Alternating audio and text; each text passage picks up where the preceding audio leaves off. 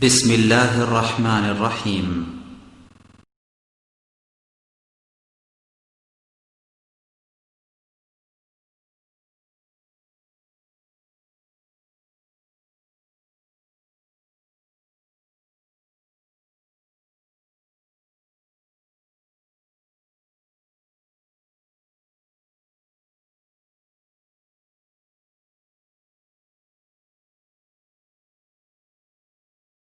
إن الحمد لله نحمده ونستعينه من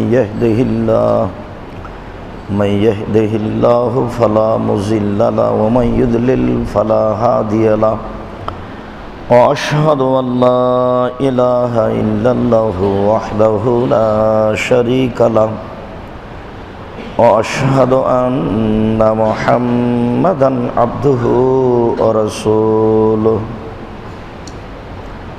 أما بعد فإن خير الحديث كتاب الله وخير الهدى هدى محمد صلى الله عليه وسلم وشر الأمور محدثاتها وكل محدثة بدعة وكل بدعة ضلالة وكل ضلالة في النار. أعوذ بالله من الشيطان الرجيم سنعذبهم مرتين ثم يردون إلى عذاب عظيم. عن أبي هريرة رضي الله تعالى عنه قال كان رسول الله صلى الله عليه وسلم يدعو ويقول اللهم إني أعوذ بك من عذاب القبر ومن عذاب النار ومن فتنة المحيا والممات ومن فتنة مسيح الدجال. رواه البخاري ومسلم. عن أنس رضي الله تعالى عنه قال قال رسول الله صلى الله عليه وسلم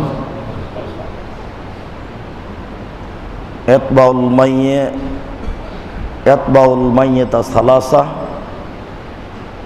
فيرجع اثنان ويبقى معه واحد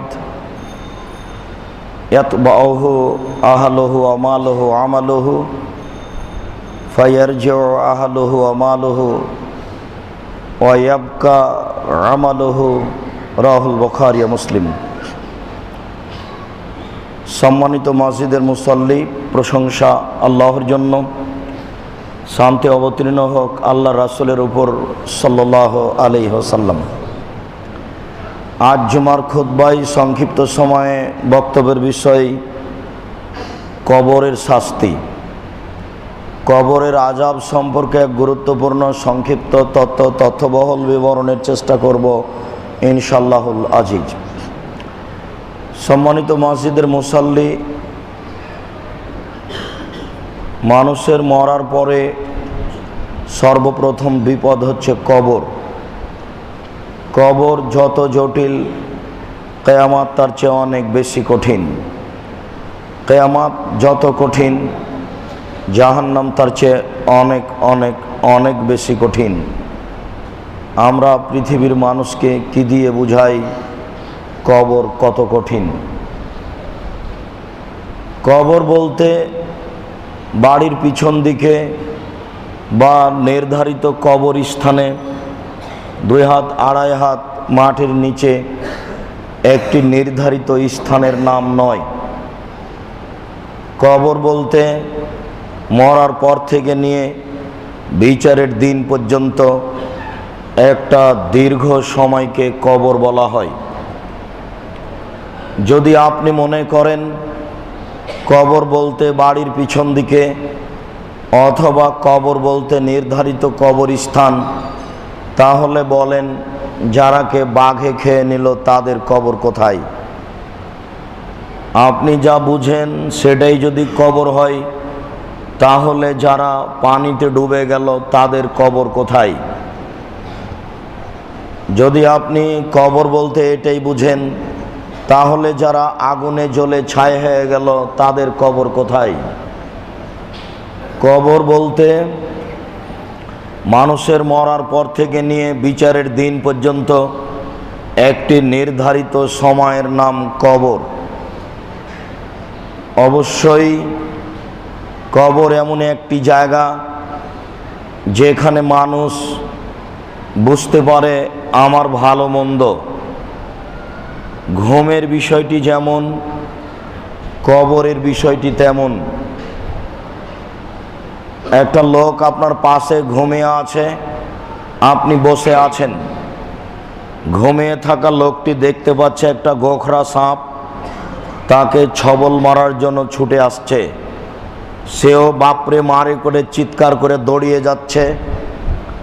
সে সাপ ঠিকই দেখছে, আপনি তার শরীর দিকে দেখে কেমন কেমন করছে এটা বুঝতে পারছেন। এক সময় চিৎকার করছে এটাও দেখতে পাচ্ছেন, কিন্তু আপনি তো সাপ দেখতে পান না। ঘুম ভাঙলে তাকে জিজ্ঞাসা করেন, সে ঠিক বলবে সাপ কত বড়, তার রং কি, কিভাবে তাকে ছবল মারছিল, তা একবারে বিস্তারিত অক্ষরে অক্ষরে বিবরণ দিতে পারবে। কিন্তু আপনি তা দেখতে পাচ্ছেন না। এটাই হচ্ছে কবরের শাস্তি। কবরের শাস্তি তার আত্মাকে বুঝানো হয়, তার দেহকে বুঝানো হয় না। আপনি যদি মনে করেন যে আসলেই ফেরেশতারা তাকে কবরে উঠিয়ে বসাই, এই জন্য লোকটা যেন কবরে উঠে বসতে পারে এই পরিমাণ কবর গর্ত করতে হবে, এটা বোকামি।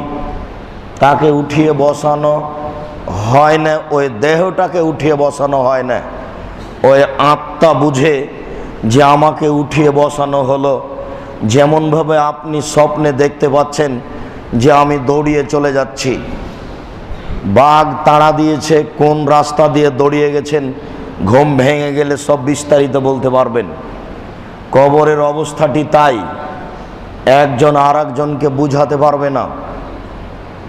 নিজে নিজে যা দেখছে সেটাই সে বুঝবে।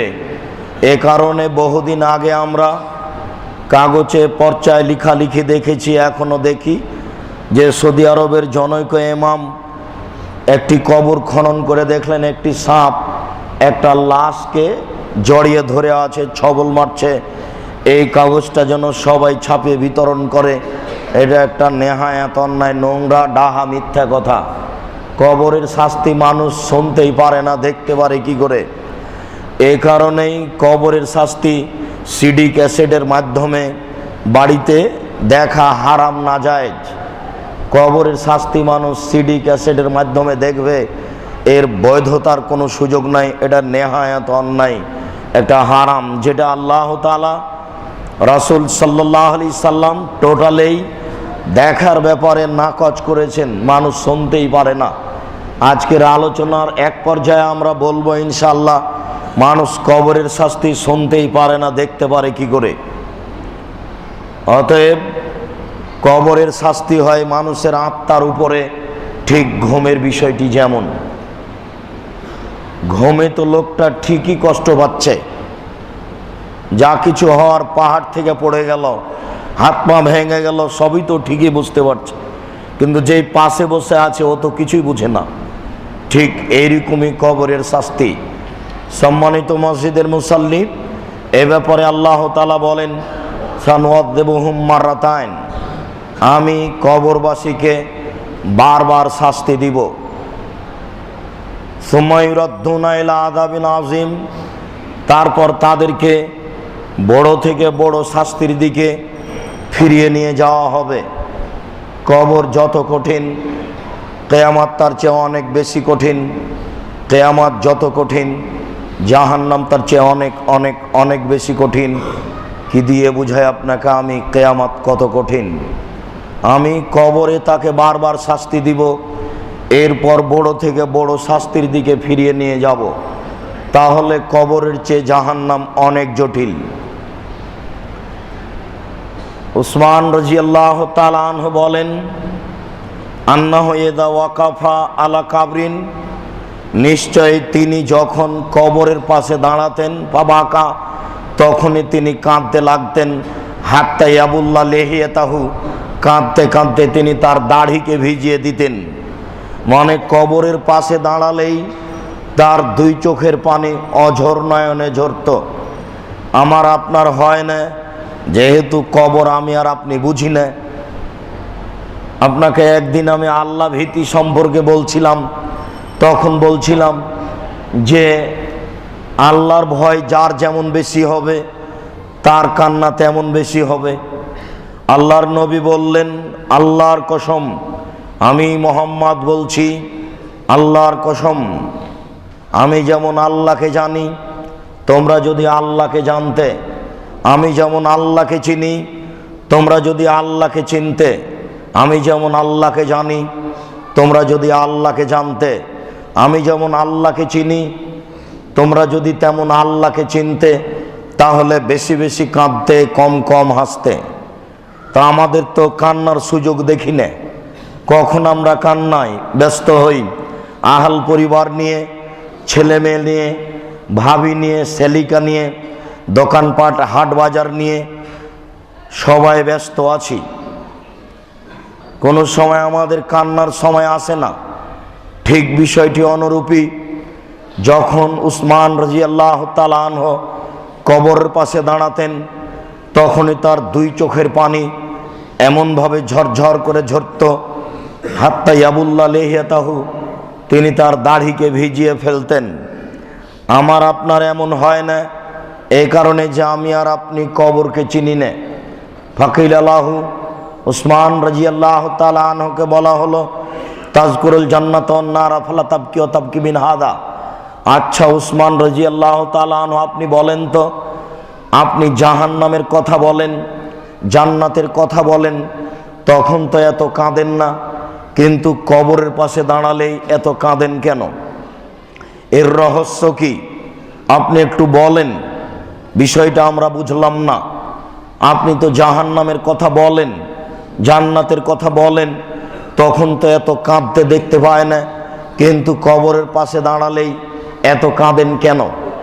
উসমান রাদিয়াল্লাহু তাআলা আনহু বলেন, শুনুন, আল্লাহর নবী বলেছেন, ইন্নাল কবর আউয়াল মানজিল মিন মানাজিলিল আখিরাহ, নিশ্চয় কবর মানুষের জীবনে মরার পরে প্রথম বিপদ। নিশ্চয় মানুষের মরার পরে বিপদ সমূহের প্রথম বিপদ। ফাইন্না জামিনহু ফাবাদ আইসার মিনহু, যদি মানুষ কবর থেকে বেঁচে যায় তাহলে এরপরে যত স্তর আছে সব সহজ হয়ে যাবে। ওয়াইলাম ইয়ানজু মিনহু ফাবাদ আসাদ মিনহু, মানুষ যদি কবরে বাঁচতে না পারে তাহলে এরপরে যত স্তর আছে তা আরো জটিল ও কঠিন হয়ে যাবে। কবর যত কঠিন, কিয়ামত তার চেয়ে অনেক বেশি কঠিন। কিয়ামত যত কঠিন, জাহান্নাম তার চেয়ে অনেক অনেক অনেক বেশি কঠিন। কি দিয়ে বুঝায় আপনাকে আমি কবর কত কঠিন? উসমান রাদিয়াল্লাহু তাআলা আনহু বলেন, মানুষের মরার পরে প্রথম বিপদ হচ্ছে কবর। যদি মানুষ কবরে বেঁচে যায় বাকি বিপদগুলি সহজ হয়ে যাবে। যদি মানুষ কবরে বাঁচতে না পারে তাহলে বাকি বিপদগুলি আরও জটিল হয়ে যাবে। তাই আমি কবরের পাশে দাঁড়ালেই কান্নাই ভেঙে পড়ি। এটাই যদি আমি বাঁচতে না পারি তাহলে বাকি তো আরও কঠিন হয়ে যাবে। আল্লাহ তুমি এখানে আমাকে রক্ষা করিও। আর নবী করিম সাল্লাল্লাহু আলাইহি সাল্লাম সব সময় এই দোয়াই করতেন নিজের জন্য। হাদিসের পরের অংশটুকু বলি, তারপর আবার এখানে আসছি। উসমান রাদিয়াল্লাহু তাআলা আনহু বলেন, পরের অংশে আল্লাহর নবী বলেছেন, মা রাআইতু মানজারান কাতাল কাবর আফজা মিনহু, আমি মোহাম্মদ আমার জীবনে আমি যত দৃশ্য দেখেছি কবর তার চেয়ে আশ্চর্য ভয়ানক। পৃথিবীতে এমন কোনো দৃশ্য নেই যেটা কবরের চেয়ে আশ্চর্য ভয়ানক হতে পারে।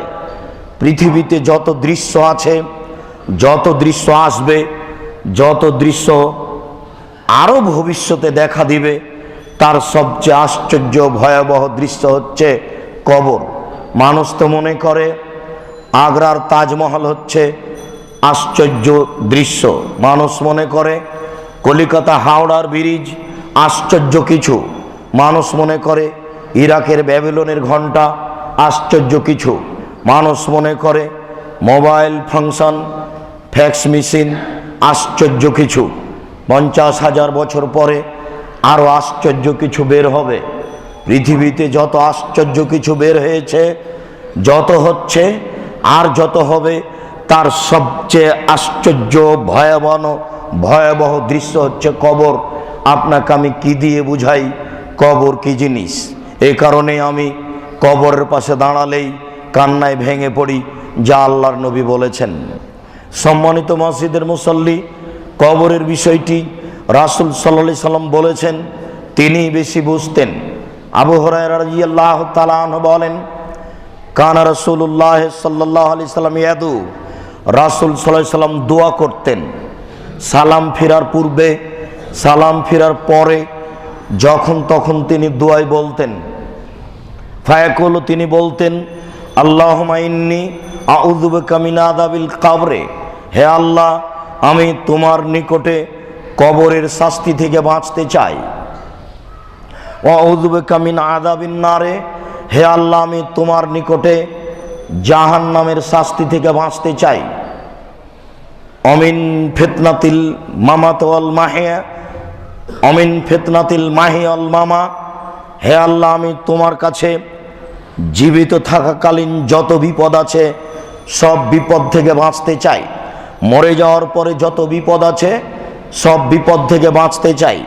এই যে দুনিয়ায় বেঁচে আছি, আজ ব্যবসা নিয়ে মারামারি, জমি জায়গা নিয়ে মারামারি, চাকরি বাকরি নিয়ে মারামারি, কেস হইচই চলছে, ছেলে হত্যা, মেয়ে হত্যা, তালাক, দ্বন্দ্ব, কত কিছু সমাজে, বিপদের পর বিপদ, সমস্যার পর সমস্যা। বেঁচে থাকাকালীন যত বিপদ আছে সব বিপদ থেকে তোমার কাছে বাঁচতে চাই।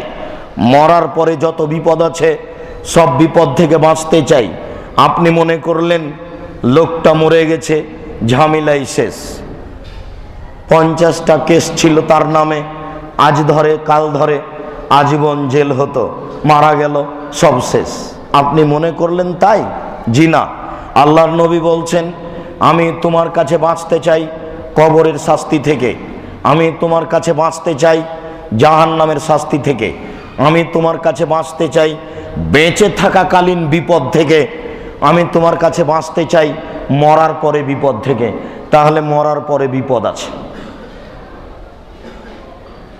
যত সমস্যা দুনিয়াতে ছিল, এইখানে পালাই, ওইখানে পালাই, এই দেশে থাকি, ওই দেশে থাকি, মেয়ের বাড়ি যাই, গ্রামের বাড়ি চলে যাই, আর যেন কেউ না দেখে, আর যেন কেউ না ধরে, আর যেন এরকম বিপদে না পড়ি, এরকম মানুষ বিপদকে সামনে রেখে করে।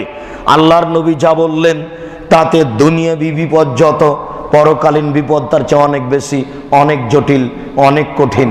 তাই তিনি সর্বদা এই 4টে জিনিস থেকে বাঁচতে চাইতেন, দোয়া করতেন। আয়েশা রাদিয়াল্লাহু তাআলা আনহা বলেন, রাসূল সাল্লাল্লাহু আলাইহি ওয়াসাল্লাম বলতেন সালাম ফিরার পূর্বে, যেটাকে আমরা দোয়ায়ে মাসুরা বলে জানি, প্রথমে আত্তাহিয়াত, তারপরে হলো দুরুদ, তারপরে দোয়ায়ে মাসুরা, মানে আল্লাহর নবী থেকে বর্ণিত। আমরা 2টা অংশের একটা অংশ এইভাবে বলি, আল্লাহুম্মা ইন্নী যালামতু নাফসি যুলমান কাসীরা, হে আল্লাহ, আমার জীবনে খুব পাপ করেছি, ফাগফিরলি, তুমি আমাকে মাফ করো, মাগফিরাতাম মিন ইনদিক, ক্ষমা তোমার পক্ষ থেকে হয়ে থাকে, ওয়ারহামনি, তুমি আমার প্রতি দয়া করো, ইন্নাকা আনতাল গাফুরুর রাহিম, তুমি যে দয়াশীল, তুমি যে ক্ষমাশীল, তুমি দয়া না করলে, তুমি ক্ষমা না করলে কে ক্ষমা করবে? তারপরে বলি, আল্লাহুম্মা ইন্নী আউযু বিকা মিন আযাবি জাহান্নাম, হে আল্লাহ, তোমার কাছে পরিত্রাণ চাই জাহান্নামের শাস্তি থেকে, ওয়া আউযু বিকা মিন আযাবিল কবর, তোমার কাছে বাঁচতে চাই কবরের শাস্তি থেকে, ওয়া আউযু বিকা মিন ফিতনাতিল মাসিহিদ দাজ্জাল, তোমার কাছে বাঁচতে চাই দাজ্জালের ফিতনা থেকে, ওয়া আউযু বিকা মিনাল মাআসামি ওয়াল মাগরাম, তোমার কাছে বাঁচতে চাই বড় পাপ থেকে, তোমার কাছে বাঁচতে চাই ঋণ থেকে। ঋণ কোনোদিন এই কথা বুঝেন কিনা? কে আপনাকে বুঝালো?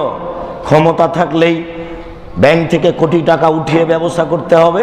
জি না, ঋণ নিয়ে কোটি টাকার ব্যবসা করবেন না কখনো। আপনি ব্যবসা শুরু করেন চকলেট থেকে, চকলেট থেকে ব্যবসা শুরু করে ঢাকা শহরে একদিন কোটি কোটি টাকার ব্যবসা করেন, যে ব্যবসা হবে এই শহরে সবচেয়ে উন্নত মানের, সবচেয়ে বেশি পয়সার, যার সূচনা ছিল চকলেট, এটাই ঠিক। একদিনে কোটি টাকা নিয়ে ব্যবসা করতে গেলেন কেন? দিন রাত আল্লাহর নবী কয়েকটা জিনিস থেকে পরিত্রাণ চাইতেন। তার একটা পরিত্রাণ চাইতেন ঋণ থেকে। আল্লাহ, ঋণ যেন আমার উপরে চেপে না যায়। কেন? ঋণ অবস্থায় মারা গেলে আপনার জানাজাই হয় না, তো জান্নাত হবে কি করে? তাহলে কবরের বাঁচার পথ কি? সবই যে বন্ধ। এই বুদ্ধি আপনার মাথায় কে দিল? ছেলে মেয়ে, বন্ধু বান্ধব আপনাকে কখন এই বুদ্ধি দিল? আল্লাহুস সামাদ, আপনার মরার পরে জানাজাই হবে না। লাশটা নিয়ে আসার পরে আল্লাহ রাসূল বললেন, এর কোনো ঋণ আছে নাকি? জি। তো তোমরা জানাজা করো, আমি গেলাম। আর একজন দাঁড়িয়ে বলছে আমি পরিশোধ করব। আচ্ছা ঠিক আছে। এই বিপদ আপনি নিতে গেলেন কেন? এই বুদ্ধি আপনার মাথায় কে দিল? সাবধান, অনুরোধ রক্ষা করুন। বহুবার আপনাকে আমি দিনী ভাই হিসাবে অনুরোধ করে আসছি, কোনো সময় অনুরোধকে উপেক্ষা করে তাচ্ছিল্য করে সময় কাটানোর চেষ্টা করবেন না। আর আপনি মনে করবেন না যে মসজিদে যারা আলেম ওলামা খুতবা দেয় তারা এইভাবে মনসি মানুষের এটা কাজ। আপনাকে অনুরোধ করছি, আপনি অন্তত এই হিসাব মাথায় নিয়ে আসবেন না। আর মনসি হিসাবে আপনার সামনে কথা বলছি, এটা আপনি মনে করবেন না। আপনি মনে করবেন কথার কোটি টাকা মূল্য, সম্মানী মানুষ বলেছে, সাথে সাথে মনে করবেন আমার কল্যাণ এতেই রয়েছে, সাথে সাথে মনে করবেন এই কথা উপেক্ষা করলে আমার ধ্বংস হবেই সুনিশ্চিত। তাহলে আপনি কথাকে মূল্যায়ন করতে পারবেন, তাছাড়া আপনি কথা মূল্যায়ন করতে পারবেন না। পৃথিবীর সবচেয়ে সম্মানী মানুষ দিন রাত কর্জ থেকে পরিত্রাণ চাইতেন। আপনি এই কাজ করতে যাবেন কেন? কর্জ কখন করে মানুষ? যখন ছেলেমেয়ের মুখের দিকে তাকিয়ে আছে, দিন চলে গেল, সকাল থেকে কিছু খায়নি, ছেলে মেয়ে আমার অনাহারে, তখন আপনি কর্জের জন্য, ঋণের জন্য বের হবেন। যে কোথা থেকে কিছু ঋণ নিয়েছে ছেলে মেয়ের আহার যোগায়, ছেলে মেয়ের আহাল পরিবারের আহার যোগানোর জন্য ঋণ নিতে হয়। ব্যবসার জন্য কেন? ব্যবসা চকলেট দিয়ে শুরু হবে, 50 টাকা দিয়ে, তারপরে একদিন হবে কোটি টাকার। অন্তত 20 বছর সময় লাগবে একটা ব্যবসা খাড়া হতে। একদিনই কোটি টাকার ব্যবসা আরম্ভ করবেন, এই বুদ্ধি কে দিল? পরের দিনই যদি সব মার খাই, তাহলে এবার বাকি জীবন আর ঢাকায় থাকা যাবে না, পালিয়ে যেতে হবে আর এক দেশে। ব্যবসায়ী গেছে, হিসাব নিকাশই উল্টা।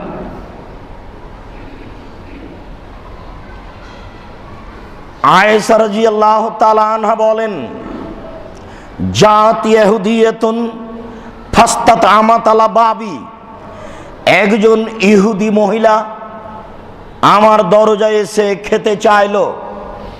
আয়েশা রাদিয়াল্লাহু তাআলা আনহা বলেন, একজন ইহুদি মহিলা আমার দরজায় এসে খেতে চাইলো, বলল আত এমনি, তোমরা আমাকে খেতে দাও। আযাকুমুল্লাহ মিন ফিতনাতিল মাসিহিদ দাজ্জাল ওয়া মিন ফিতনাতি আযাবিল কবর, তোমাদেরকে আল্লাহ দাজ্জালের ফিতনা থেকে বাঁচাবে, তোমাদেরকে আল্লাহ কবরের বিপদ থেকে বাঁচাবে, আমাকে খেতে দাও। ফা আহাবে সোহা ফালাম আজাল আহাবে সোহা হাত্তা আতা রাসূলুল্লাহ সাল্লাল্লাহু আলাইহি ওয়াসাল্লাম, আমি মেয়েটিকে আটকিয়ে দিলাম যতক্ষণ পর্যন্ত আল্লাহ রাসূল না আসবে। এই থামো, তুমি আমার কাছে খেতে চাইলে আবার এই কথা বললে কেন যে আমাকে খেতে দাও, কবরের শাস্তি থেকে আল্লাহ বাঁচাবে? কবরের শাস্তি তো আমি কোনোদিন শুনিনি, এইটা তো আমি জানি না। তুমি কি ধর্মের নামে মিথ্যা কথা বলছো নাকি? এই থামো, তুমি যেতে পাবা না। আজ তো সবাই বোকামির পরিচয় দিয়ে বক্তাদের বক্তব্য শুনছে। যদি আজকে উমর রাদিয়াল্লাহু তাআলা আনহু বেঁচে থাকতেন, তাহলে শতকরা 98 জন বক্তার আজীবন জেল হতো। আপনার বাড়িতে সম্মান সহকারে খাওয়া তো দূরের কথা, খাওয়াও আছে সম্মান সহকারে, বিদায়ও আছে অনেক টাকা, আবার তাকে কত সম্মান সহকারে নিয়ে আসা আর বিদায় দেওয়া, তার মান সম্মান দেখে আমাকেও ভারী লাগে। আমিও বুঝতে পারি না যে যেইভাবে আমি সমাজের কাছে আছি, এটা আমি বিচারের মাঠে কতটুকু সফলতা অর্জন করব। কেননা এটা তো বৈধ নয়। এত ব্যবস্থাপনা নেওয়া হবে, এত আপনার বিজ্ঞাপন পোস্টার এইভাবে প্রচার করা হবে, এইভাবে আলোকসজ্জা দিয়ে বাল্ব দিয়ে সাজানো হবে, এইভাবে আলেমদেরকে অগ্রিম টাকা দেওয়া হবে, এইভাবে বিদায়ের সময়তে এই করা হবে সেই করা হবে। এই বিভাগ আপনার জালসাকে উপলক্ষ করে সমস্ত বাড়িতে, এতদিন ছিল একজন সেলিকা, এই বক্তব্য জালসাকে উপলক্ষ করে এক একটা বাড়িতে 15-20 জন 50 জন সেলিকা, সবাই ল্যাংটা। এর জব কে দিবে? কত যে সমস্যা, এক জালসাকে লক্ষ্য করে কত যে বিপদ।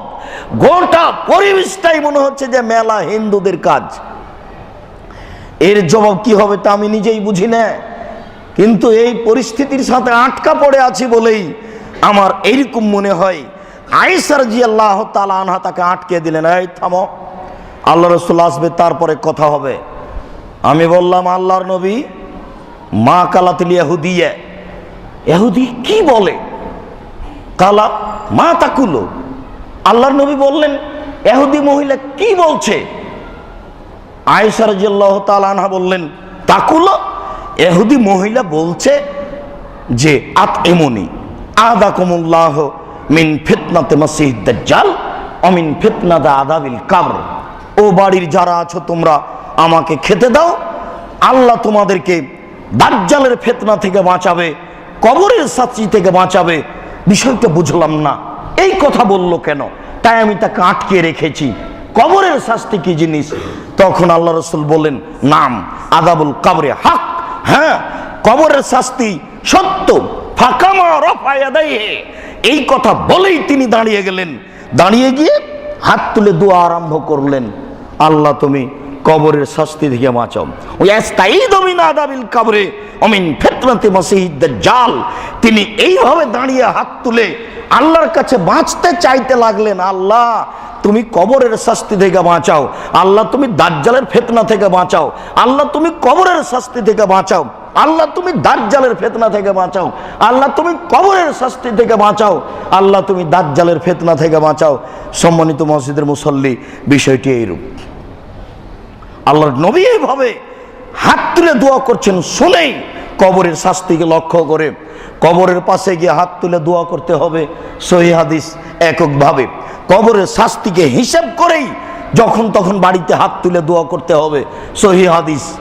এখান থেকে বের হয়ে মরণ একদিন আসবে, বইটাতে দেখে নিয়েন, কবরের শাস্তির আলোচনাতে এই হাদিসটা আছে, আয়েশা থেকে বর্ণিত।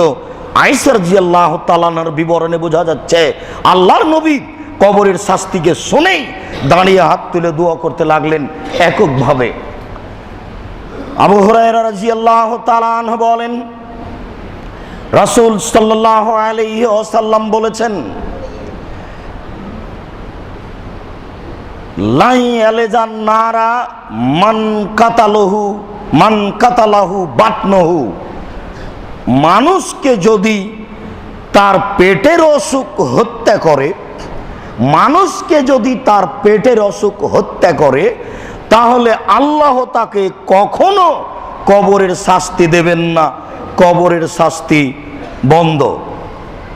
একটা কথা আপনাকে বলতে পারি, পেটের অসুখে, কলেরায়, মহামারীতে, ক্যান্সারে মানুষ যদি মারা যায়, তাহলে এই ধারণাটা রাখা যায় যে তার কবরের শাস্তি হবে না। এখন কাফের যদি মারা যায়, তাহলে কি কবরের শাস্তি হবে না? বিষয়টি এমন নয়। মানুষের যদি কালেমা লা ইলাহা ইল্লাল্লাহ থাকে, আর যদি এই কলেরায় অথবা ক্যান্সারে মারা যায়, তাহলে কবরের শাস্তি হবে না। রাসূল সাল্লাল্লাহু আলাইহি সাল্লাম এ কথাই বলেছেন। আনাস রাদিয়াল্লাহু তাআলা আনহু বলেন, রাসূল সাল্লাল্লাহু আলাইহি ওয়াসাল্লাম বলেছেন, মা মিন মুসলিমিন ইয়ামুতু ইয়াউমাল জুমআ। যখন কোনো মুসলমান জুমার দিনে মারা যায়, যখন কোনো মুসলমান জুমার দিনে মারা যায়, আও লাইলাতাল জুমা, অথবা জুমার রাতে, বৃহস্পতিবারের দিন শেষ হলেই জুমার রাত শুরু হয়ে গেছে। বৃহস্পতিবারের দিন শেষ হয়ে যেমনই সূর্য ডুবে গেল, তেমন জুমার রাত শুরু হয়ে গেছে। এই রাতে এবং জুমার দিন সূর্য ডুবা পর্যন্ত এই সময়ে মারা গেলে ইল্লা ওয়াকাহুল্লাহ মিন আযাবিল কবরে, আল্লাহ তাআলা তাকে কবরের শাস্তি থেকে রক্ষা করবেন, তার কবরের শাস্তি হবে না। আনাস রাদিয়াল্লাহু তাআলা আনহু বলেন, রাসূল সাল্লাল্লাহু আলাইহি সাল্লাম বলেছেন, লিশাহিদে ইনদাল্লাহে সিত্তু খেসালিন, যারা শহীদ হয় আল্লাহর রাস্তায় তাদের জন্য 6টি সুবিধা রয়েছে। যারা আল্লাহর রাস্তায় শহীদ হয় তাদের জন্য 6টা সুবিধা রয়েছে। এক, ইগফারু ফি আউয়ালে দাফাতিন, শহীদ হওয়ার সাথে সাথেই তার সব পাপ ক্ষমা। ওয়া ইয়া মাকাদহু ফিল জান্নাহ, এরপর তাকে জান্নাতে তার থাকার স্থানটা দেখিয়ে দেওয়া হয়। 2, ইজরমিন আযাবিল কবরে, কবরের শাস্তি থেকে তাকে বাঁচিয়ে নেওয়া হয়, এমন ব্যক্তির কবরের শাস্তি হবে না। 3, ওয়ায়াকমানু বিল ফাজিল আকবরে, এমন ব্যক্তির কিয়ামতের মাঠে কোনো সমস্যা হবে না, এমন ব্যক্তির কিয়ামতের মাঠে কোনো সমস্যা হবে না। 4, ইদা আলা রাসিহি তাজুল ইয়াকুতে, তার মাথায় উন্নত মানের পৃথিবীর সবচেয়ে দামি একটা টুপি দেওয়া হবে। 5, ইজাওয়াজহু ইসনাইনে ওয়া সাবিনা মাররা মিনাল হুরাইন, 72 জন জান্নাতের মেয়ের সাথে বিবাহ দেওয়া হবে। 6, ইসাফাউ ফি সাবিনা মিন আকরিবাইহি, 70 জন মানুষকে সুপারিশ করে জান্নাতে নিয়ে যেতে পারবে যদি মানুষটি সত্যই আল্লাহর পথে শহীদ হয়। সে যদি সত্যই আল্লাহর পথে শহীদ হয় তাহলে তার 6টি সুযোগ রয়েছে। তার একটি সুযোগ হচ্ছে তার কবরের শাস্তি হবে না। সম্মানিত মসজিদের মুসল্লি, বিষয়টি বুঝে কবরের শাস্তি থেকে বেঁচে থাকার চেষ্টা করুন। আল্লাহ আমাদের রক্ষা করুক। আল্লাহুম্মা আমিন। আল্লাহুম্মা সাল্লি আলাইহি, আল্লাহুম্মা বারিক আলাইহি। আলহামদুলিল্লাহ ওয়াহদা, আসসালাতু আসসালামু আলা মান লা নাবিয়্যা বা'দা। মান লা নাবিয়্যা বা'দা, আসমা বিনতে আবি বকর রাদিয়াল্লাহু তাআলা আনহা বলেন, রাসূল সাল্লাল্লাহু আলাইহি সাল্লাম একদিন কবরের শাস্তির কথা আলোচনা করলেন। আলোচনা করতে গিয়ে তিনি আলোচনা করলেন ও ইফতানো ফি আযাবিল কবরে আলমারো, মানুষকে কবরে বিপদে ফেলা হবে। তিনি আলোচনা করতে গিয়ে বললেন মানুষকে কবরে বিপদে ফেলা হবে। যেমনি এই কথা বললেন, ফা জাজ্জাল মুসলিমুনা জাজ্জাতান, মানুষেরা একবারে হইচই করে কান্নাকাটি করতে লাগলো কবরের শাস্তির বিপদের কথা শুনে, কবরের শাস্তির কথা শুনে। আমরা কবরের শাস্তির ব্যাপারে কোনো সময় কান্নাকাটি করি না, কোনো সময় ভয় ভীতি মনে নিয়ে আসি না, অথচ দিনরাত ভাবা উচিত আমার কবরে কি হবে, জাহান্নামে কি হবে, আমি কবরে কি উত্তর দিব, কেমন করে আমি থাকব, এই বিষয়টি নিয়ে ভাবা উচিত। কেউ ভাবে না।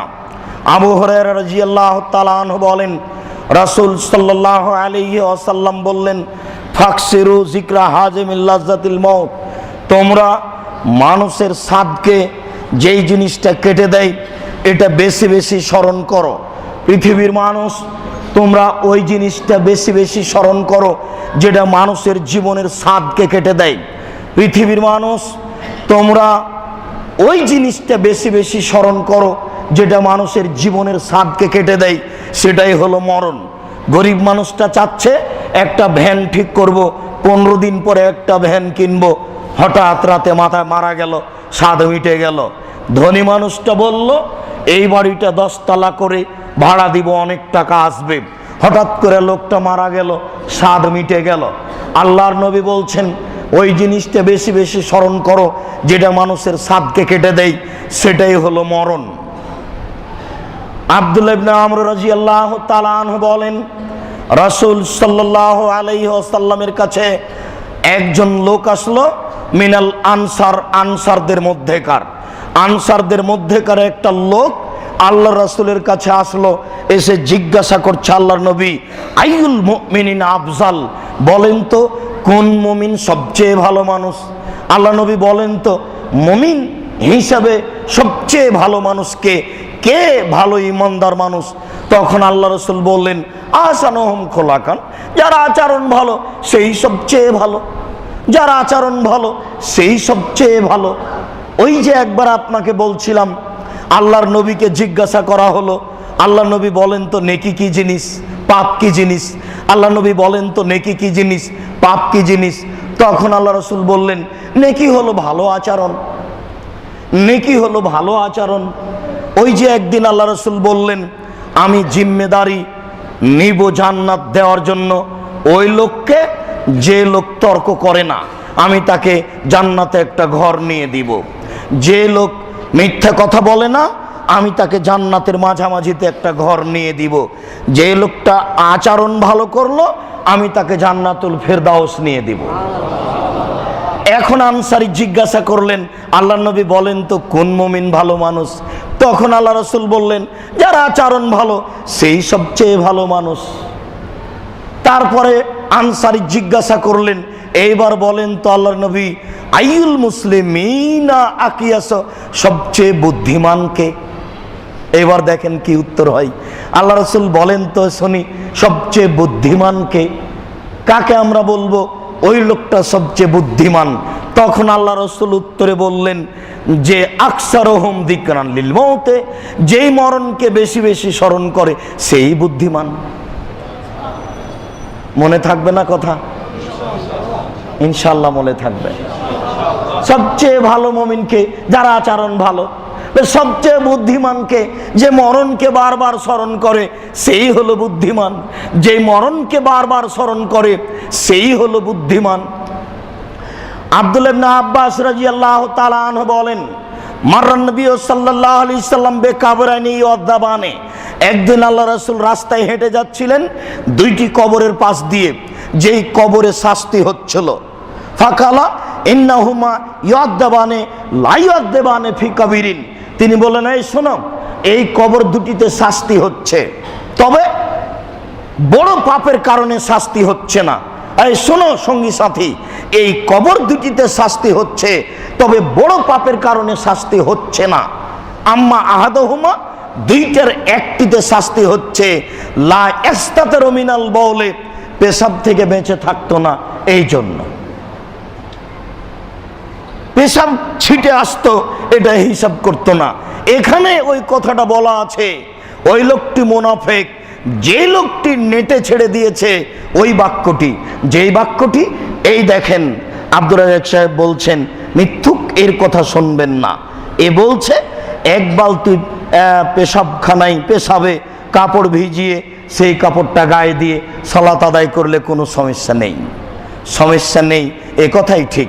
তবে আমি মূলত এই কথা বলিনি, আমি বলতে চেয়েছি মানুষের পেশাব এত বিষাক্ত, মানুষের পেশাব এত ভয়াবহ যে এক ফোঁটা নয়, অর্ধ ফোঁটা একটু যদি ছিটে গায়ে লাগে আর সালাত হবে না, একটু যদি ছিটে কাপড়ে লাগে তাহলে আর সালাত হবে না।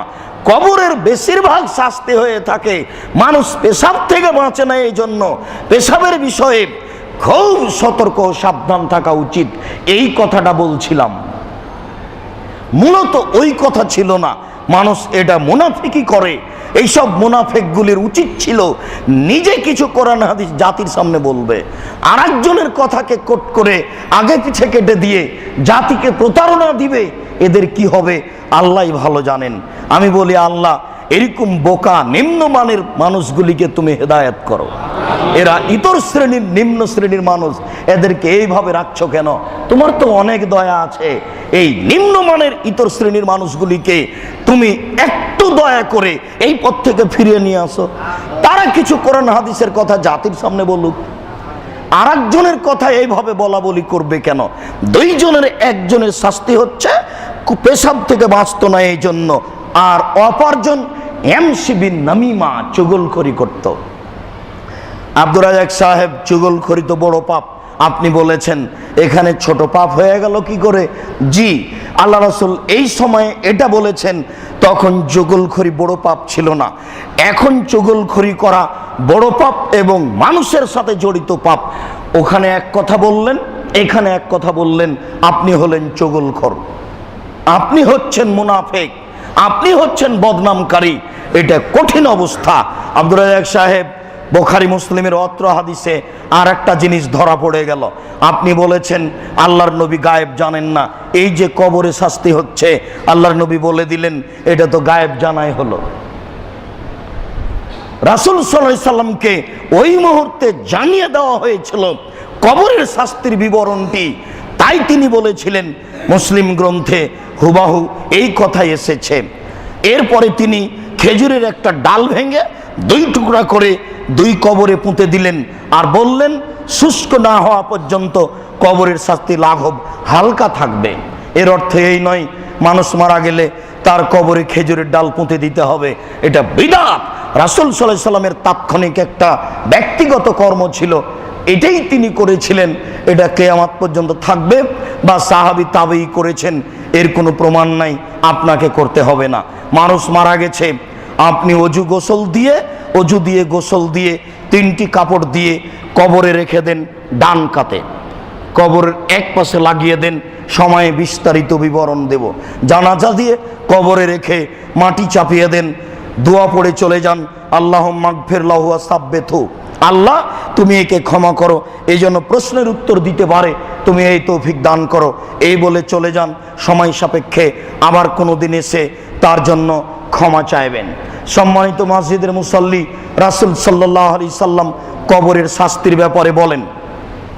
আনাস রাদিয়াল্লাহু তাআলা আনহু বলেন যে কানা রাসূলুল্লাহ সাল্লাল্লাহু আলাইহি সাল্লাম লে হায়াতিন বেবানিন নাজ্জারে, তিনি একদা বানু নাজ্জারের একটি বাগানে ছিলেন। বানু নাজ্জারের খেজুরের বাগানে ছিলেন। আলা বাগলাতিন লাহু, একটা খচ্চরের উপরে। ঘোড়া ও গাধার মধ্যে যেই পশু আছে তাকে বলে খচ্চর। খচ্চরের উপরে তিনি ছিলেন। অনাহনু মাহু, আমরা তার পাশে ছিলাম। ফাকাদাত তুলকিহে, হঠাৎ করে গাধাটা লাফ দিয়ে উঠলো, মনে হলো যেন আল্লাহর নবীকে পিঠ থেকে ফেলে দিবে। ফায়জা কাবরুন সিত্তা ও খামসা, হঠাৎ দেখি সেখানে 5-6টা কবর। তিনি বললেন মায়ের ফাসাবাহা জেলাকবরে, সঙ্গী সাথী এই কবরগুলি কে চিনে? বলতে পারো কে চিনে? কালা রাজুলুন নাম আরিফুহুম, জি হ্যাঁ আমি আল্লাহর নবী চিনি এই কবরগুলি কার। তা আল্লাহ রাসূল বললেন মাতা মাতু, তারা কখন মারা গেছে? তখন আমি বললাম ফিশিরকে, তারা মুশরিক অবস্থায় মারা গেছে, তারা অমুসলিম অবস্থায় মারা গেছে।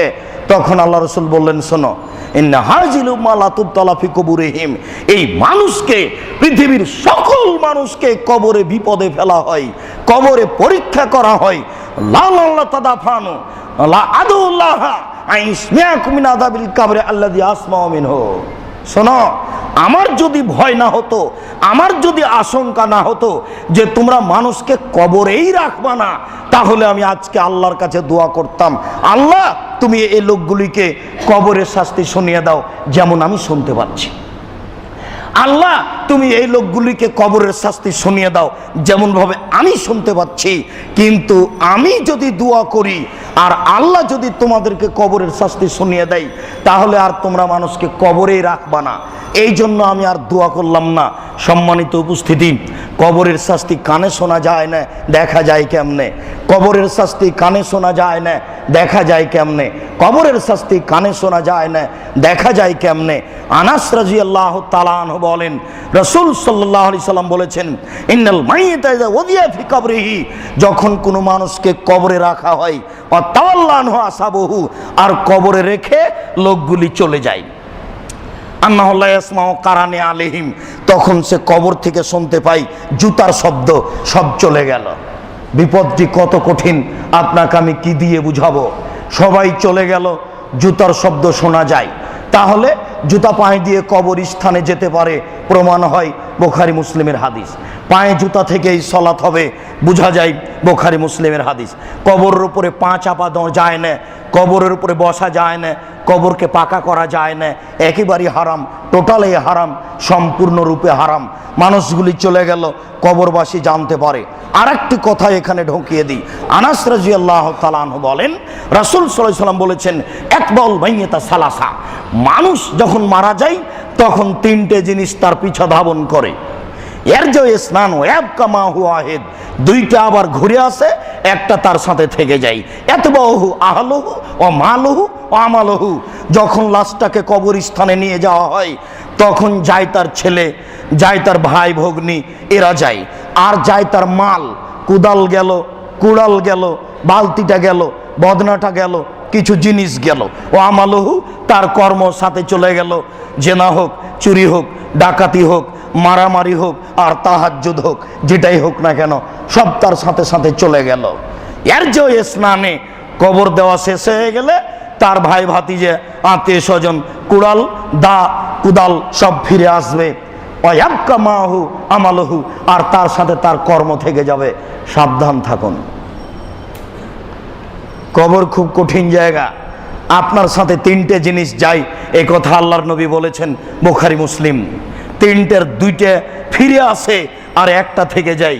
ফিরে আসতো না আপনার আত্মীয় স্বজন, ছেলে ভাই ভাতিজা, আর ফিরে আসে আপনার বাড়ির দা কুড়াল জিনিসপাতি যা আছে, থেকে যায় আপনার কর্ম। আজ থেকেই নীতি পরিবর্তন করুন, কর্ম যেন পরিবর্তন না হয়। আপনাকে অনুরোধ করেছি, আপনার স্ত্রী আপনার মেয়েরকে ব্যাপারে সাবধান হয়ে যান। সামনে আসছে নষ্টা দিবস, 31st নাইটের মতো আরও দিবস আসছে। বিবাহ বাড়িতে লাগলে গোটা পরিবার যেন নষ্ট না হয়ে যায়। এরকম এই ফেব্রুয়ারির তারিখ আসলে যেন গোটা পরিবারটা নষ্ট না হয়ে যায়, নষ্টা মেয়ের মতো যেন না হয়ে যায়। ওই পহিলা বৈশাখে ছেলে মেয়ে আহাল পরিবার যেন নষ্টা মেয়ের মতো না হয়ে যায়। খারাপ লাগে শুনতে, আমার কিছু করার নেই। এত বলি, মানেন না কেন? আপনি কি মনে করেন আমি না মেনেই সফল? আপনি তো পারেন, আমি পারি, আপনি তো পারেন। আজকেই বাড়িতে ঢুকে একেবারে 44 ধারা কারফিউ জারি করে দেবেন, হয়ে গেল কথা। এ কি দেশের উপরে চালাতে বলছি? আপনার নিজের পরিবারের উপরে। যেই পরিবার আপনার খায়, যেই পরিবার আপনার বাড়িতে থাকে, ঈদের আগের দিন ছেলে মেয়েকে 5000 টাকা দেন, 3 সেট 5 সেট কিনে দিতে হবে। ভালোই তো বাসেন ছেলে মেয়েকে, ভালোই তো বাসেন, ভালোবাসেন ছেলে মেয়েকে, খুব ভালোবাসতে হয়। কিন্তু এইভাবে কেন, এই নোংরামিতে নেমে যাবেন কেন? ভুল হিসাব, সিদ্ধান্ত পরিবর্তন করুন, জরুরি। সবাই চলে গেল, ফায়াতিহে মালাকানে, চলে যাওয়ার সাথে সাথে দুইজন ফেরেশতা চলে আসলো। দুইজনের একজন বলে, বলুন মানহর রাজিল আলজে বৈশাখম, ওই ব্যক্তিকে, যেই ব্যক্তি আপনাদের কাছে পাঠানো হয়েছিল, হ্যাঁ তিনি হচ্ছেন মুহাম্মদ সাল্লাল্লাহু আলাইহি সাল্লাম। তখন তাকে বলা হবে, ওই যে দেখেন জাহান্নাম, ওইটা ছিল আগে, এইবার দেখেন জান্নাত, এইটা হলো পরে। যখন কালেমা পড়ে ইবাদত করতে লাগলেন তখন হলো এইটা, আর আগে ছিল ওইটা। জাহান্নাম আর জান্নাত দেখানো হয়। অমাল মুনাফিক আল কাফের, যদি কবরবাসী হয় মুনাফিক কাফের, তখন বলে লা আদরি মান হুয়া রাজুল ইয়াকুলু মা ইয়াকুলুন নাস, জি না আমি বলতে পারছি না সে যে কে, মুহাম্মদ যে কে আমি তা বলতে পারছি না, মানুষে যা বলতো আমিও তাই বলতাম। তাই এই কথা বলার সাথে সাথে ফায়াজির জারবাতান, অপরজন যার হাতে লাঠি আছে সে মারতে আরম্ভ করে। এমন মায়ের দেয় ইয়াসি ও সায়াতান, বাপরে মারে করে চিৎকার করে উঠে, ইয়াসমা মা বাইনাল মাশরিক ওয়াল মাগরিব ইল্লা সাকালাইন, সারা পৃথিবীর জীবজন্তু কীট পতঙ্গ পদার্থ জড় পদার্থ শুনতে পাই তার চিৎকার। এই যে কবরে লোকটা চিৎকার করছে, এখান থেকে 50,000 কোটি কিলোমিটার দূরে যা কিছু আছে সবই শুনতে পাই তার চিৎকার। আপনাকে আমি কি দিয়ে বুঝাইছে কত জোরে চিৎকার করে, কিন্তু মানুষ এবং জিন শুনতে পায় না, এ কথা আল্লাহর নবী বলেছেন। ওই যে গাধাটি লাফ দিয়ে উঠলো, মানে কবরের শাস্তি শুনতে পাই। পশু প্রাণী কবরের শাস্তি শুনতে পাই, এই ফ্যানটা কবরের শাস্তি শুনতে পাই, এই লাইটটা কবরের শাস্তি শুনতে পাই, এই লাঠিটা কবরের শাস্তি শুনতে পাই, এই মাইকটা কবরের শাস্তি শুনতে পাই, কিন্তু মানুষ এবং জিন শুনতে পায় না। অন্য হাদিসে আল্লাহ রাসূল বলছেন যে ইয়াতিহে মালাকানে আজরা কানে আসওয়াদানে, দুইজন ফেরেশতা আছে, তারা হচ্ছে কালো, তারা হচ্ছে নীল, নীল কালো। একজনের নাম মুনকার, একজনের নাকির। নাকির মানে অপরিচিত, মুনকার মানে অপরিচিত। মুনকার নাকির অপরিচিত, কালো নীল মানে ভয়াবহ। দুইজনের মধ্যে একজন হচ্ছে আমা, চোখে অন্ধ, কানে বধির। আসাম, কানে বধির, চোখে অন্ধ। যেই মারে সে কানে বধির, চোখে অন্ধ। সম্মানিত মসজিদের মুসল্লি, আপনাকে কি দিয়ে বুঝাই? যখনই মারে তখনই লোকটা বাপরে মারে করে চিৎকার করে উঠে, কিন্তু আল্লাহ তাকে এমন ভাবে পাঠান যে জোরে চিল্লাচ্ছে কি ধীরে চিল্লাচ্ছে ও কানে শোনে না। আর মারে তখন কোথায় যে মারছে সেটা নিজে দেখে না, দেখতে পায় না। মাথায় মারছে না গায়ে মারছে। আর যে মারে তার নাম ফেরেশতাও খায় না, তার পেশাব নাই, পায়খানা নাই। এই পুলিশটাকে বলা হয়েছে এই লোকটা আসামি, একে 50 লাঠি মারো। যেমন মারা শুরু করেছে, বাপরে মারে করে হাত পা ধরছে, তখন একটু থেমে গেল। তারা হাত পা ধরা দেখতে পাচ্ছে, চিৎকার দেখতে পাচ্ছে, একটু থেমে গেল। আবার এই লোকটা মানুষ, 50 লাঠি যদি মারে তো প্রথম লাঠি যত জোরে মেরেছে শেষ লাঠি তত জোরে মারতে পারবে না। কেন? ওর ভিতরে ক্লান্তি চলে এসেছে। যে মারে সে এমন ফেরেশতা, তার আকৃতি বিপজ্জনক। সে কানে শুনে না, চোখে দেখে না, সে কোথায় মারছে তা বুঝে না, কত জোরে চিৎকার করছে তা জানে না। প্রথম লাঠি যত জোরে মেরেছে শেষ লাঠিও তত জোরে মারবে। এর নাম ফেরেশতা।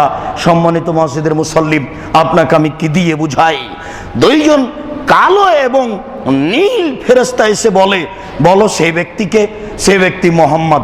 হ্যাঁ হ্যাঁ আমরা জানি তুমি এটাই বলবে, নাম কানামতিল আরুসে। হ্যাঁ তুমি এটাই বলবে, আমরা জানি। তখন কবরবাসী বলবে, ছেড়ে দেন, বাড়ি চলে যাব। ফাউখ বেরোহম, আজকে যেই ভালো অবস্থায় আছি এটা বাড়িতে সবকে বলে দেবো, স্ত্রী ছেলে মেয়েকে বলে দেবো। তখন ফেরেশতারা বলেন, আরে না না, নাম কানামতিল আরুসে লাইকে জহিল্লাহ বাহালেহি, এখানে ঘুমিয়ে যাও বাসর রাতের ঘুমানোর মতো, যাকে তার প্রিয়া ছাড়া কেউ জাগায় না। বাসর রাতে ঘুমিয়ে গেলে শাশুড়ি জাগাতে যায় না, কেউ জাগাতে যায় না। তার স্ত্রী এক পর্যায়ে জাগিয়ে তাকে বলে, নাস্তা করে নেন। দুইজন ফেরেশতা বলবেন, আরে যাবা কেন বাড়িতে?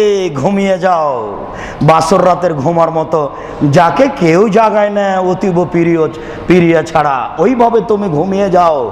যেদিন বিচারের মাঠ হবে সেদিন তুমি জাগবা। জাগার সময়তে বলবা, আসরের টাইম পার হয়ে গেল, আসরের টাইম পার হয়ে গেল, সলাত আদায় করতে হবে, সলাত আদায় করতে হবে। মানে জোহরের সলাত আদায় করে খেয়ে ঘুমিয়েছেন, আর ঘুম ভাঙতে দেখছে আসরের টাইম পার হয়ে গেল। তাহলে অল্প ঘুমিয়েছেন, মানে কয়েক হাজার বছর পার হয়ে গেছে। বুঝাতে পারছি না মনে হয় বিষয়গুলি। কয়েক হাজার বছর পার হয়ে গেছে। তাই প্রমাণ হয়ে গেল যে জোহর থেকে আসর পর্যন্ত, আরে সময় পার হয়ে গেল, সূর্য ডুবে গেল, ডুবে গেল, আসরের সালাত আদায় করবো, এই হুড়াহুড়ি লেগে গেছে ঘুম ভাঙতেই। তাই ভালো মানুষ অমল কাফের মুনাফিক, ও বলছে যে না না না, আমি তো চিনি না, সে মোহাম্মদ কে আমি জানি না। আমরা জানি তুমি এটাই বলবে, কাদ কুলতা তাকুল হাকাজা, এটাই বলবে, কথা জানি। এই টাইমে আলাইহিল আরজ, এই মাটি চেপে ধরো, মাটি দুই দিক থেকে চেপে ধরো। ওয়ায়ালতামায়াল আরজ, মাটি দুই দিক থেকে চেপে ধরবে। ওয়াক্তালে ফাজলাহু, একদিকের হাড় আর একদিকের হাড়ে ঢুকে একবারে চ্যাপটা লেগে আঁটো হয়ে একবারে মাটির সাথে মিশে যাবে। আপনাকে আমি কি দিয়ে বুঝাই কবর কি জিনিস? এ কথার অর্থ এই নয় যে কবর দুই দিক থেকে চেপে জমা ধরে গেল, ও বুঝলো যে জমা ধরে গেল না, বুঝাতে পারছি না। ও বুঝলো যে কবর আমাকে চেপে ধরে জমা ধরে গেল। আপনি এখন কবর খুঁড়লে ওইরকমই দেখবেন, কিন্তু ও যখন উত্তর ফেল করলো, উত্তর দিতে পারলো না, তখন দুই দিক থেকে তাকে ধরে একবারে এমন ভাবে জমা লাগিয়ে দিল, একদিকের হাড় আর একদিকের হাড়ে ঢুকে গেল। আল্লাহ রাসূল বলছেন, ইফলবিহি ইলা ইয়াউমিল কিয়ামা, এইভাবে তাকে বারবার পিটানো হবে, আর এইভাবে তাকে কবরে চেপে হাড়ের সাথে হাড় ঢুকিয়ে লাগিয়ে কিয়ামত পর্যন্ত, বিচারের দিন পর্যন্ত এভাবে শাস্তি দেওয়া হবে। থাকতে থাকতে একটা মানুষ চলে আসবে, যদি ভালো মানুষ হয় তাহলে আহসানুল ওজহে, খুব সুন্দর টকটকে ঝকঝকে মানুষ। ও হাসানুস সিয়াবে, কাপড় চোপড় সুন্দর। অতীবুর রিহে, খুব সুগন্ধ। কে তুমি? এত সুন্দর খবর নিয়ে আসলে। আরে এই দিন তো সেই দিন যেই দিনের ব্যাপারে তোমার ওয়াদা করা হচ্ছিল। আমি তো সেই জিনিস হচ্ছি, আমি তোমার আমল, আমি হচ্ছি তাহাজ্জুদ, আমি হচ্ছি দান। সুন্দর আকৃতিতে কবরে আসবে দান। অমল কাফের আর মুনাফিক, যদি ব্যক্তি কাফের হয় তাহলে তার কাছে একটা লোক আসবে কাবিহুস জাসাদে, খুব নিকৃষ্ট শরীরে আর খুব খারাপ গন্ধে আর খুব খারাপ কাপড়ে এসেই ঢুকতে, কে তুমি কে? আরে এই দিন তো সেই দিন যেই দিনের ব্যাপারে তোমার সাথে ওয়াদা করা হচ্ছিল। সুসংবাদ নাও না তুমি জাহান্নামের কবরের, আমি হচ্ছে তোমার কর্ম। সম্মানিত মসজিদের মুসল্লি, পুরো জীবনের কর্ম কবরে আসবে মানুষের আকৃতিতে, খারাপ আকৃতিতে, খারাপ পোশাকে, দুর্গন্ধময় হয়ে। আর ভালো মানুষের জন্য তার ভালো কর্ম আসবে ভালো পোশাকে, ভালো আকৃতিতে, সুগন্ধময় জিনিস গায়ে লাগিয়ে, সুগন্ধি গায়ে লাগিয়ে। সম্মানিত মসজিদের মুসল্লি, মসজিদের খুতবায় সময় হতো বা দীর্ঘ হয়ে গেল, অন্যদিন আরও কবরের বিস্তারিত আলোচনা হবে। আজকের মতো এই পর্যন্ত বলে বলছি, কবর বড় বিপদ। কবর যত কঠিন, কিয়ামত তার চেয়ে অনেক বেশি কঠিন। কিয়ামত যত কঠিন, জাহান্নাম তার চেয়ে অনেক অনেক অনেক বেশি কঠিন। কি দিয়ে বুঝে আপনাকে আমি কবর কত কঠিন? কবর থেকে বাঁচার জন্য রাসূল সাল্লাল্লাহু আলাইহি সাল্লাম সালাম ফেরার পূর্বে বলতেন, রব্বানা আতিনা ফিদ দুনিয়া হাসানাতাও ওয়া ফিল আখিরাতি হাসানাতাও ওয়া কিনা আযাবান নার। এই কবরের শাস্তি, জাহান্নামের শাস্তি থেকে বাঁচার জন্য আল্লাহ রাসূল ফজরের পরে, আপনার মাগরিবের পরে এই কবরের শাস্তি থেকে পরিত্রাণ চাইতেন। আপনারাও কবরের শাস্তি থেকে, জাহান্নামের শাস্তি থেকে বাঁচার জন্য দিন রাত পরিত্রাণ চান। বিশেষভাবে সালাম ফেরার পূর্বে ওই দোয়াটি পড়বেন, আল্লাহুম্মা ইন্নী আউযু বিকা মিন আযাবি জাহান্নাম ওয়া আউযু বিকা মিন আযাবিল কবর। আল্লাহ তুমি আমাদেরকে কবরের শাস্তি থেকে রক্ষা করো। আল্লাহ আমাদের যারা মারা গেছে তুমি তাদের কবরের শাস্তি মাফ করো। আমাদের উত্তরসূরি আত্মীয় স্বজন, খালা ফুফু, দাদা দাদি, তারা এখানে বসবাস করেছে, তারা মানুষ, তাদের ভুল ত্রুটি থাকতেই পারে। আমরা তাদের উত্তরসূরি হিসাবে আকুল আবেদন তোমার দরবারে করছি, তুমি তাদের কবরের শাস্তি মাফ করো। আল্লাহ আমাদের যারা বেঁচে আছে, বাড়িতে, হাসপাতালেও ও বাড়িতে অসুস্থ অবস্থায় আছে, তুমি তাদের আরোগ্য দান করো। আমরা যারা বেঁচে আছি তুমি তাদেরকে কবরের শাস্তি থেকে বাঁচানোর জন্য সুযোগ করে দাও, তৌফিক দান করো। আমরা জন্য দিন রাত কবরের শাস্তি থেকে, জাহান্নামের শাস্তি থেকে তোমার দরবারে প্রার্থনা করতে পারি, তুমি এই তৌফিক দান করো। এ দাবি, এ দাওয়া, এই দোয়া তোমার দরবারে রেখে আজকের জুমার খুতবা এখানে শেষ করলাম। সাল্লাল্লাহু আলাইহি ওয়াসাল্লাম।